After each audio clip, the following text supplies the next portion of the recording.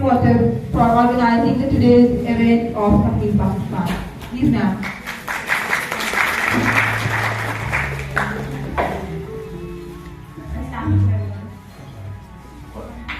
मुझे पाकिस्तान का बेहद शुक्रिया जिन्होंने मुझे इस डाइस पर बुलाया, मेरी इंस्पिरेशनल स्टोरी सुनने।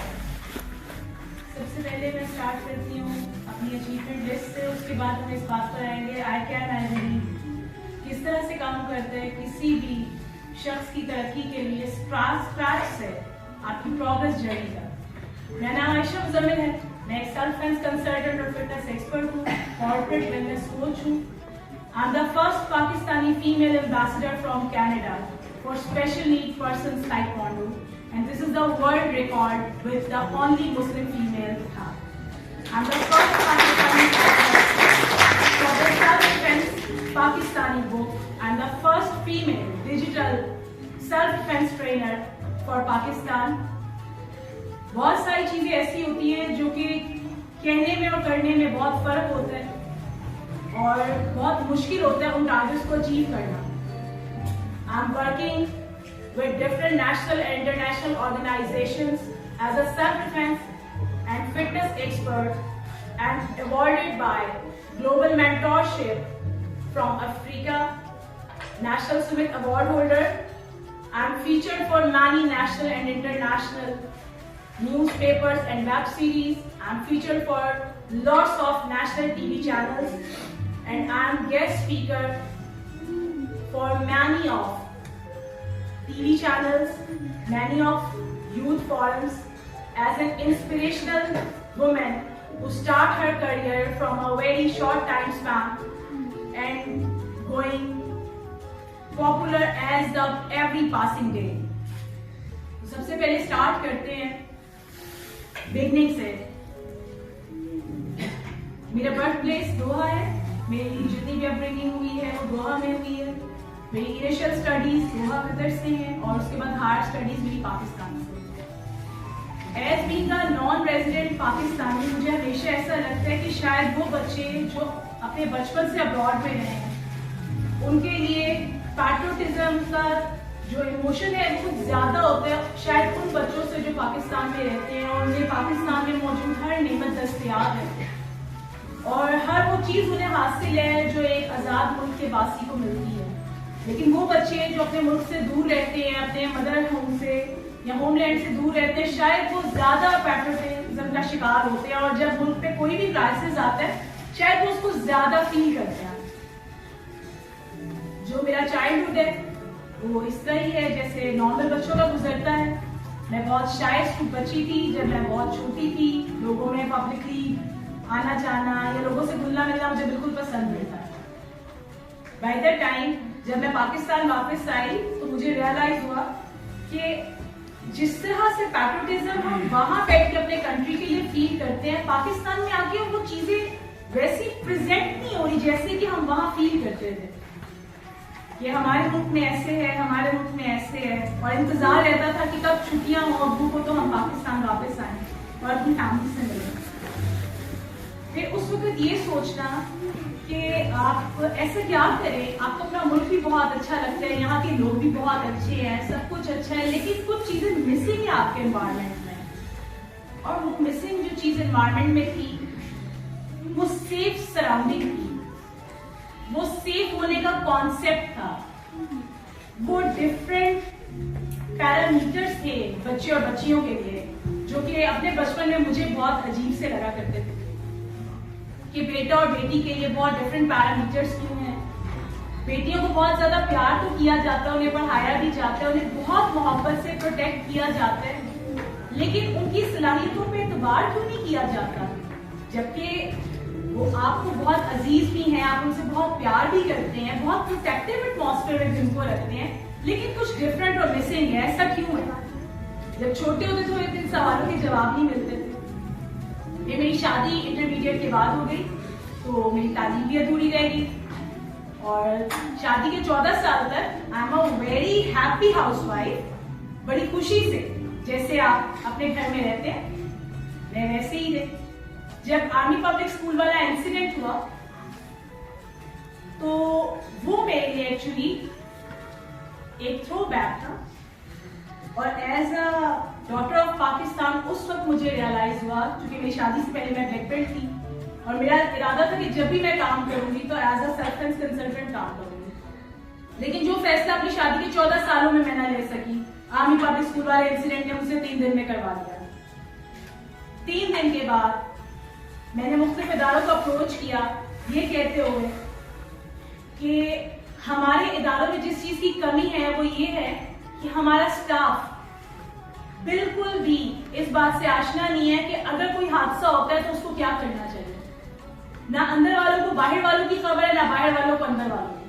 और आर्मी पब्लिक स्कूल वाला इंसिडेंट इस बात का सबूत है। बावजूद इसके इसमें बहुत सारे अवामिल शामिल हाल हैं। जब ये दावा लेकर मैं स्कूलों के पास गई कि आप अपने स्टाफ को गाइड करें, उनकी ऐसी ट्रेनिंग्स करें, इनके पास एक्शन प्लान ए और बी होना चाहिए ताकि किसी मुश्किल सूरत हाल में हम ज्यादा लोगों को बचा सकें, खासतौर पर उस वक्त जब ये हादसा आप लोगों के सामने है। तो उन्हें ऐसा लगा कि ये एक अजीब बात है, क्योंकि आज से पहले कभी ऐसा आइडिया किसी ने दिया नहीं। इदारों के लिए एक्सेप्ट करना मुश्किल था। बावजूद के इसमें वो इदारे भी शामिल हैं जिनकी इस वक्त मैं विजिटिंग फैकल्टी हूँ और हाईली पेड सैलरी पर हूँ। उस वक्त ये बात उन्हें समझाना बहुत मुश्किल था। सफर चलता रहा, मुझे ये ख्याल आया कि बातें अब चूंकि मैं अब्रॉड से हूँ और मेरी एजुकेशन भी वहां की है, मैं ऐसा क्या करूं पाकिस्तान के लिए जो चीज मिसिंग है। जूजू आगे बढ़ती गई, मैंने देखा कि स्पेशल बच्चे खवातीन से भी ज्यादा सॉफ्ट टारगेट है।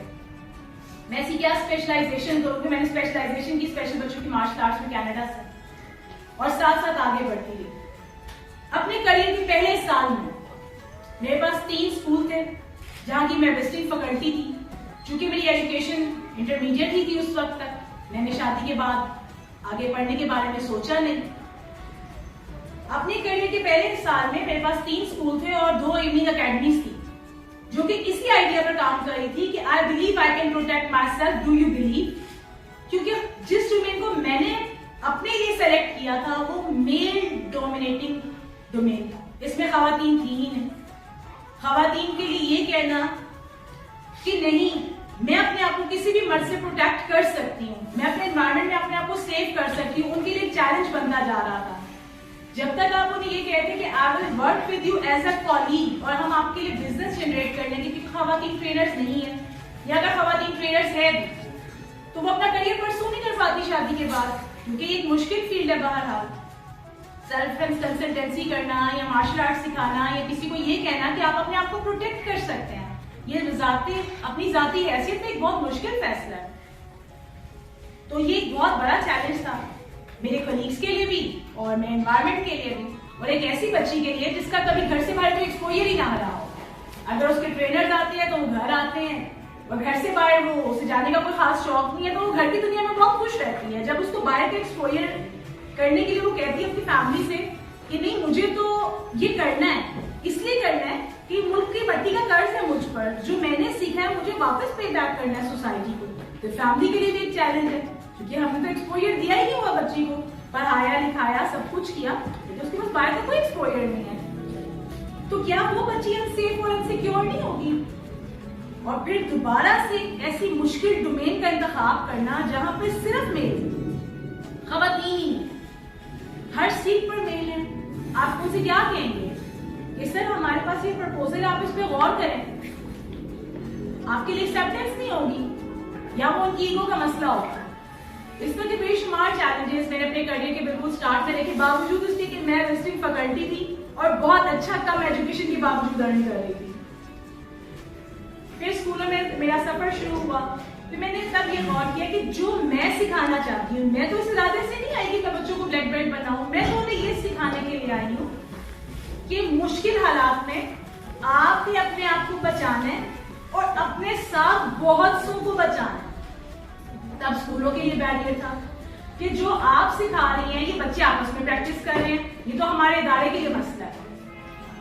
खवातीन के लिए हैरेसमेंट का लेवल बहुत ज्यादा था, उन्हें ये नहीं पता था कि वो अगर हैरेस हो रही है तो वो क्या करें, वो कैसे अपने आप को प्रोटेक्ट करें, कैसे एक बैरियर सेटिंग करें और ये कहें कि no I am not available. कोई भी खातून एक्चुअली अवेलेबल नहीं होना चाहती किसी भी अननोन पर्सन के लिए, लेकिन उनके पास ये अपॉर्चुनिटी नहीं, उनके पास ये ट्रेनिंग नहीं थी, क्योंकि हमें तो नो कहना सिखाया ही नहीं जाता, हमें तो बताया ही नहीं जाता कि नो कैसे कहना। बचपन से हम अपने घर के जितने भी मर्द होते हैं उनकी हर सही बात पर कहते हैं जी ठीक है। तो सही बात पर जी कहते कहते हमें ये नहीं याद रहता कि हमें गलत बात पर ये कहने कि जी ये ठीक नहीं है। तो हर बात पर यस सर, यस बाबा, यस भाई कहने से आपकी जो सलाहियत होती है ना नो कहने की, वो मुतासिर होती है। आप हर सही बात पर यस जरूर कहें, लेकिन जो बात गलत है उस पर आर्ग्यू करने की बजाय इज्जत और एहतराम के दायरे में रहते हुए ये जरूर बताएं कि ये रीजन है और आप इस बारे में गौर करें, मैं इस बारे में ऐसा सोचती हूँ। ऐसा कहना बदतमीजी नहीं है। फिर ये भी एक डिफरेंट चैलेंज था, क्योंकि जिस फैमिली को मैं बिलोंग करती हूँ हमारी फैमिली में कोई खातून काम नहीं करती, और वो भी इस किस्म की डोमेन में। ज्यादातर डोमेन यही है कि बेटा आप टीचिंग करने, आपको शौक आ रहा है टीचिंग करने। अभी तक खवातीन के लिए सबसे सेफ जो चीज मानी जाती है वो टीचिंग है।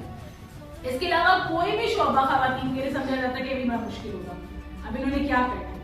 अब हम 55% ऑफ पॉपुलेशन है, बहुत सारी जगहों पे खवातीन काम कर रही हैं, तो उनके लिए चैलेंजेस भी उस हिसाब से हैं, और उन चैलेंजेस को उन्हें ऑक्यूपाइड भी करना है, उन्होंने फैमिली लाइफ को भी देखना है, हर चीज को देखना है। और इसी तरह की जर्नी से मैं भी गुजरी हूँ।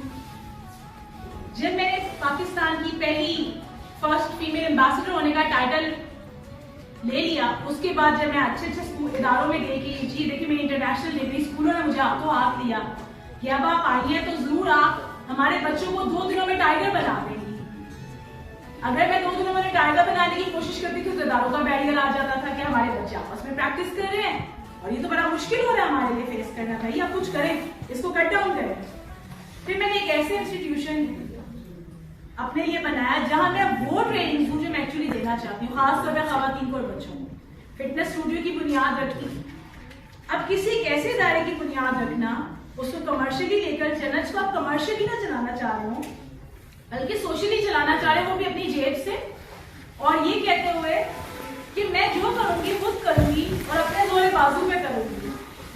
आपके पास आप मॉर्निंग में अपने घर से 6:30 बजे निकलते और रात के 10:30 तक आप अपने घर वापस नहीं आते, क्योंकि आप मुसलसल ट्रेनिंग्स में बिजी हैं। आपकी फैमिली लाइफ, आपके बच्चे, आपके हस्बैंड, हर चीज सफर कर रही है।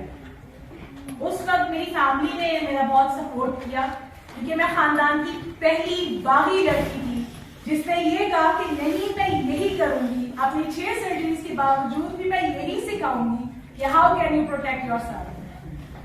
मेरी फैमिली का, मेरे बच्चों का, क्योंकि मैंने अपनी जिंदगी तो बहुत मुश्किल कर दी थी 14 सालों में उनको अपनी आदत डाल के, लेकिन उनकी जिंदगी उससे भी ज्यादा मुश्किल कर दी थी ये फैसला करके कि मैं ये करूंगी और दिन रात ट्रेनिंग कराऊंगी। मैं सुबह घर से निकलती थी, वापस आती थी, लंच ब्रेक में अपने बच्चों को साथ पकड़ती थी, उनको उनके इंस्टीट्यूशन में छोड़ती थी, फिर अपनी ट्रेनिंग से आती थी, फिर उन्हें वापस आती थी, फिर घर आती थी, फिर एक और ट्रेनिंग के लिए निकलती थी, क्योंकि वो ब्लाइंड बच्चों की ट्रेनिंग थी और वो सिर्फ रात को 8:30 बजे अवेलेबल होती थी। और मेरे हस्बैंड रात के 11 बजे आते थे और उनके आने से सिर्फ 15 मिनट पहले मैं घर वापस आती थी। तो अपनी और उनकी जिंदगी मैंने हराम की हुई थी इस पैशन के लिए, कि मेरा पैशन मेरा प्रोफेशन बने तो मैंने 14 साल घर को दिया, 14 साल अपने करियर को दूंगी और ब्लाइंडली दूंगी जिस तरह से घर को दिए थे। तो ये सारे चैलेंजेस जब मैं लेकर चली तो मुझे आहिस्ता आहिस्ता एहसास हुआ कि हम बहुत सारी जगहों पे लैक करते हैं, खवातीन खास तौर पे उन्हें वैसा सुटेबल एनवायरनमेंट नहीं मिलता। शायद मैं इस लिहाज से खुशनसीब थी कि मेरे फादर चूंकि अब्रॉड में रहे हैं, उन्होंने मुझे अपनी प्रेमिसेस दे दी और वो बहुत दूर थी मेरे घर से। मेरे हस्बैंड को चूंकि ये पता था कि मेरी वाइफ बहुत पैशनेटिक है और अब इससे ठान लिया तो ये करके दिखाएगी, तो अब मुझे इसको मौका देना पड़ेगा। तो चले कोई बात नहीं, लेट इट बी गो, आप जाए आए, सब कुछ उन्होंने भी सहूलियत दी थी। लेकिन शायद हर बच्चे इतनी खुश नसीब नहीं है या उससे फैमिली सपोर्ट नहीं है। अगर मैंने कोई चीज फेस की है तो मेरे साथ मेरी फैमिली ने भी फेस किया है। उन्होंने मुझे एक पुश बैक दिया कि नहीं कोई बात नहीं, जो भी होगा हम तुम्हारे साथ हैं। लेकिन शायद सारी बच्चियों को ऐसा मौका नहीं मिलता। फिर जब मैंने अपना इंस्टीट्यूट बनाया तो मैंने ये कोशिश की कि खवातीन को फाइनेंशियली भी हम कोशिश करें कि उन्हें सपोर्ट करें, क्योंकि देखिए कोई भी खातून अगर अपने माहौल से निकलना चाहती है तो जो बैरियर होता है चाहे वो वायलेंस बर्दाश्त करे, चाहे वो कुछ भी बर्दाश्त करी है, वो फाइनेंशियल होता है, उसके फाइनेंशियल हालात इस काबिल नहीं होते कि वो उस बात को नहीं कह सके कि नहीं मैं ये नहीं करूंगी, या मेरे लिए बात सूटेबल नहीं है। अगर मुझे अपने ऑर्गेनाइजेशन में कोई मसले हैं तो मैं वो ऑर्गेनाइजेशन कैसे छोड़ूंगी जब तक मुझे उससे बेहतर अपॉर्चुनिटी नहीं है, और मैं जो बात नहीं मानना चाहती वो मैं नहीं मानूंगी। तो वो दो कश्तियों का सवाल होती है। वो अपनी फैमिली को भी नहीं बता रही होती कि फैमिली के इन्वायरमेंट छोड़ दो, इन्वायरमेंट छोड़ने के बाद जो मसाइल आपको कौन देखेगा, वो मसाइल तो हल नहीं हो रहे। फिर मैं डिजिटल ट्रेनिंग की तरफ गई, क्योंकि मेरी अपनी एजुकेशन भी बहुत कम। इस बार मैंने साथ नए कोर्सेज किए, चाइनीज लैंग्वेज सीखी। फिर मैं कोविड आया तो फिर मैंने डिजिटल ट्रेनिंग्स करना शुरू की। मुझे एहसास हुआ कि खवातीन के जो सिक्योरिटी के मसाइल तो हैं, लेकिन कि फाइनेंशियल मसाइल भी, वो घरों से भी उस तरह से नहीं निकल सकती। तो डिजिटल लिटरेसी की तरफ मैं गई। मैंने content writing, digital marketing, social media marketing, web development, इस तरह के कोर्सेज करने शुरू किए, क्योंकि मैंने ये देखा कि खवातीन को कम्यूट की इजाजत नहीं है। वो अपना घर, अपने बच्चे, अपना माहौल नहीं छोड़ सकती, वो अपनी ट्रेनिंग्स नहीं छोड़ सकती। जब मोटरवे का इंसिडेंट हुआ, हर एक ने उस खातून को कसूरवार ठहराया। बेशुमार खवातीन ने हमें अप्रोच किया कि हम क्या करें, हमें तो घर से इजाजत नहीं है, हम नहीं सीख सकते। हमने डिजिटल ट्रेनिंग शुरू कर दी, जिससे मैंने अपने सराउंडिंग में बात की कि हम एक टीम बना लेते हैं और बहुत सारी बच्चियों को डिजिटल ट्रेनिंग देते हैं ऑनलाइन। सबका एक ही जवाब था, मैम ये नहीं हो सकता, सेल्फ डिफेंस वो चीज ही नहीं है जो आप किसी को ऑनलाइन सिखा लें। मैंने कहा ठीक है, सेल्फ डिफेंस ऐसी चीज नहीं है जो आप ऑनलाइन सिखा लें, चलिए ये चैलेंज है, मैं एक्सेप्ट करती हूँ। अगर मैं इसमें पूरी उतरी तो क्या आप सब मेरे साथ होंगे? सबका जवाब था जी। जैसी मैं इसमें कामयाब हुई, पीछे मुड़ के देखो तो मेरे साथ कोई नहीं था। इसलिए कि लीडर हमेशा एक होता है, जिसको कुछ करना है अपने ऊपर भरोसा करके करना है, वो तो कामयाब हो जाएगा। और जो लोग दूसरों को देख रहे होते हैं कि हमारे पीछे ये सपोर्ट है, लास्ट मोमेंट में वो सपोर्ट सब चली जाती है आपके पास से, आप अकेले होते हैं। लेकिन जब आप कामयाबी के रास्ते पर चल पड़ते हैं और आप कामयाब हो जाते हैं, वो चैलेंज आप एक्सेप्ट कर लेते हैं, उस पर पूरे उतरते हैं, तो आपके पीछे पूरा एक काफिला होगा, क्योंकि वो आपकी कामयाबी का सफर देखकर आपके पीछे आता है। जब आप नाकामी से कामयाबी की तरफ जा रहे होते हैं, आपके साथ कोई खड़ा नहीं होगा। लेकिन जब आप कामयाब होंगे, आपके पीछे पूरा काफिला होगा, और उसमें से हर कोई ये कहेगा कि वो आपका सबसे अच्छा दोस्त है। तो इसलिए एक इंटरमीडिएट बच्ची ने अपने पहले साल में 6 फिगर अर्निंग अडॉप्ट की है, और इस वक्त अल्हम्दुलिल्लाह में बहुत अच्छी अर्निंग है अभी तक, क्योंकि अब मैं स्कूलों से निकल के कॉर्पोरेट कल्चर में जा चुकी हूँ। और अब मेरे साथ एक पूरी टीम है जो कि सबके सब यही कर रहे हैं मेरे साथ। हम स्कूलों में, इदारों में ट्रेनिंग देते हैं और बच्चों को बताते हैं कि आप भी घर बैठ के बहुत कुछ कर सकते हैं। घर में करना चाहे घर से बाहर निकलना चाहे बाहर। यूथ जो है वो किसी भी मुल्क का सरमाया होती है। अगर आपने सोचा है आप करेंगे तो इसका मतलब है आप करेंगे, और अगर आप दूसरों पर रहेंगे तो फिर आप कभी सारी जिंदगी कुछ नहीं करेंगे। तो आई बिलीव आई कैन। आपके पास जो है उस पर भरोसा करें, लेम एक्सक्यूजेस को छोड़ दें। पैशन, फोकस, बिलीव पैरामीटर्स है आपके कामयाबी और सक्सेस के। अगर आप इसको अडॉप्ट करेंगे तो हमेशा कामयाब होंगे। Thank you so much.